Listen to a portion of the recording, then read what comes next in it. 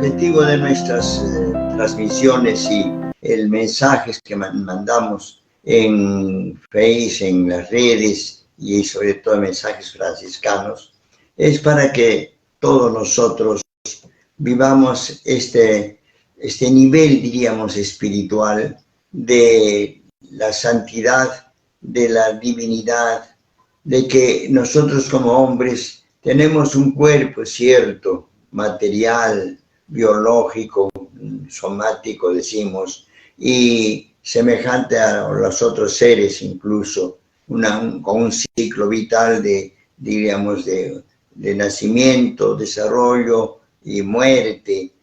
Todos estamos sometidos materialmente, pero espiritualmente tenemos un nivel de vida superior, y de eso se trata de nosotros, de que el hombre logre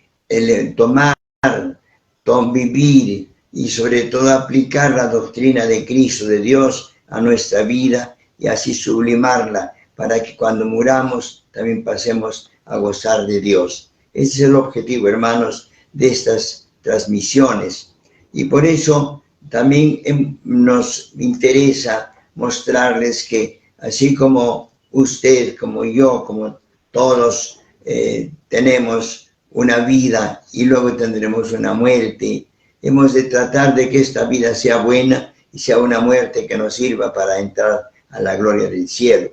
Bueno, pero también han habido otros, muchos, miles, millones, diríamos, de hombres, personas y mujeres que han seguido este camino y han llegado a Dios. Un caso típico en estos días, recordamos a un santo, San Alejo. En síntesis, diríamos, el nuevo martirologio, o sea, ahora estamos con el libro de los Salmos, de los Santos, año séptimo, tomo séptimo, o sea, correspondiente a julio. Tenemos el mes de julio, el día 18, un día como hoy, pues 13 santos, y cada día, así también 13, 20, 8, en fin, muchos santos, personas que como nosotros han vivido y han llegado a la santidad. ¿Y cómo llegó este santo a la santidad? Dice, San Alejo es un caso singular de la leyenda dorada. Las leyendas doradas los antiguos escribían mucho, y entonces hay una vida de santos, ¿no? Flos santorum, flor de los santos. Pues como nosotros decíamos, los titanes de la santidad, también se llaman unos libros. Y entonces ahí ponen muchos casos muy especiales. ¿Quién era este santo? Era hijo de un rico senador romano, Eufemiano. Como hijo único, sus padres le dieron una esmerada educación sin reparar en gastos. Lo prepararon bien. Tampoco fueron parcos en la boda. La novia también pertenecía a la aristocracia y se celebró en la iglesia de San Bonifacio, en Roma. Hubo esplendor y grandes festejos. Muchos millones de dinero se gastó en aquel día. Ya desfilaban los convidados cuando dijo el senador a su hijo: entra en la cámara nupcial, que tu esposa te espera. La esposa contaba después lo sucedido. Él le echó un sermón hablándole de las ventajas de la vida de los monjes, y con tanta convicción y gracia que la dejó entusiasmada. Se quitó el anillo él y se lo entregó a ella. Guárdalo, le dijo, y que el Señor esté con nosotros. Y se marchó en la oscuridad de la noche. Desapareció. 2 criados llegaron hasta Edesa, Mesopotamia, en búsqueda del joven esposo. Iban muchos peregrinos y no encontraron nunca a él.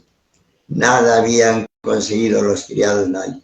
Entonces, solamente discutían qué rumbo tomar. Un mendigo con aire aristocrático, al oír hablar latín, se les acercó. Le explicaron la tragedia de sus amos, o sea que cómo Eufemiano, sufría porque su hijo había desaparecido. Entonces, la tristeza incansable de la joven esposa, abandonada la noche de sus bodas, y su inútil búsqueda. El mendigo se conmovió, pero disimuló, y ellos se volvieron a Roma sin noticias.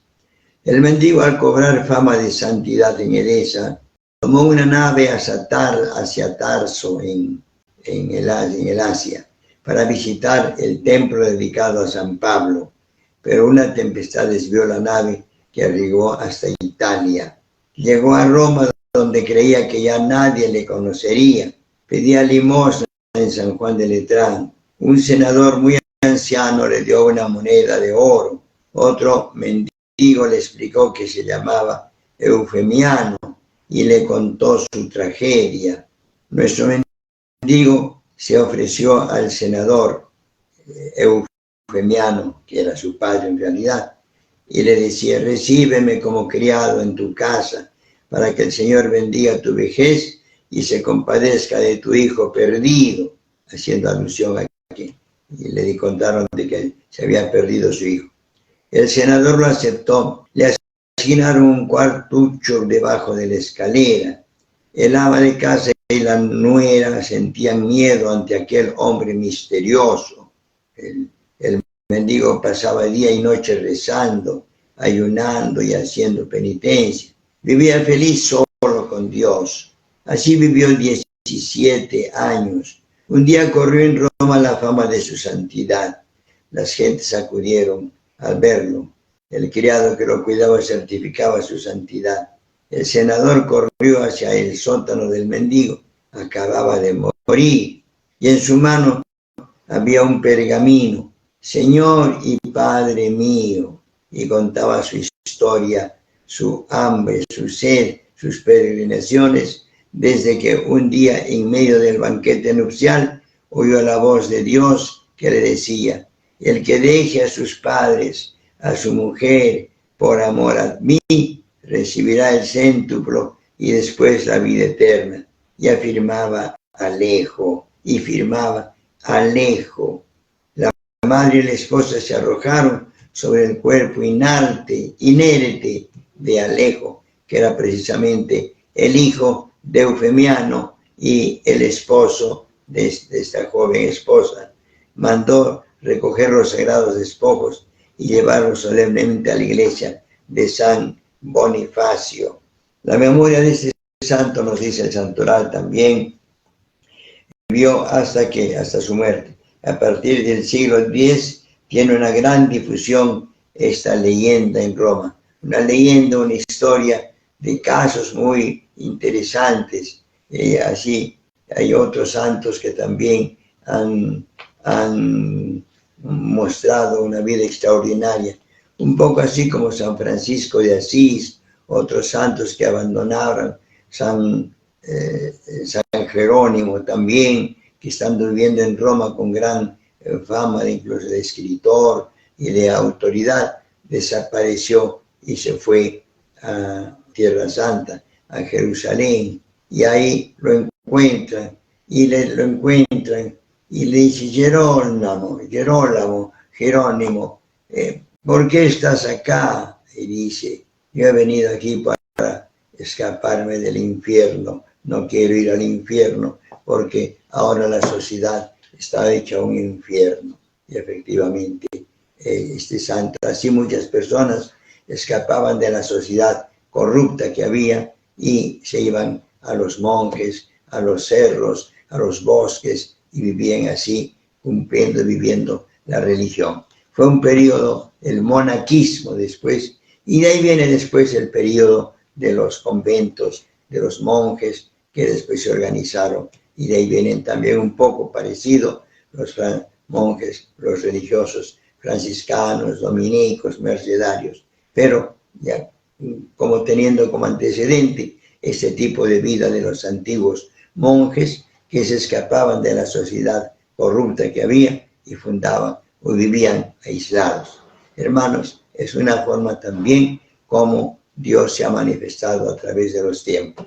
Que el Señor nos ilumine y nos haga conocer y vivir estos santos que nos dieron un buen ejemplo en la vida. Paz y bien, hermanos. Gracias por la atención.